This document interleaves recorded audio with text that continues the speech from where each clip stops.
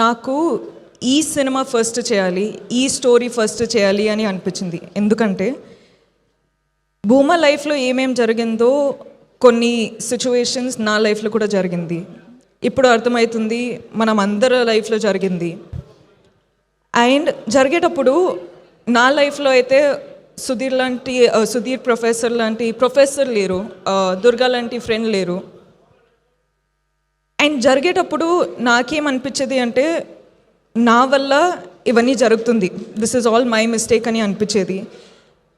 కానీ ఈ first story మనము షూట్ స్టార్ట్ చేసేటప్పుడు ఫస్ట్ మైండ్లో ఏమవుతుండే అంటే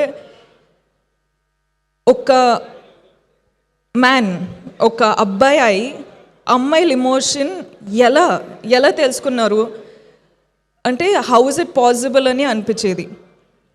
షూటింగ్ స్టార్ట్ చేసేటప్పుడు కొన్ని రోజులు ఎంత ఎఫెక్ట్ అయిపోతుండే అంటే ఒక 30-40 minutes షూటింగ్ ఆపేయాల్సి, like we had to stop it because I had to gather myself together.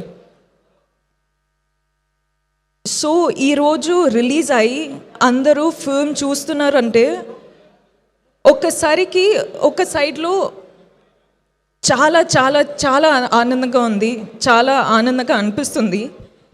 కానీ ఇంకొక సైడ్లో చాలా బాధ అనిపిస్తుందండి.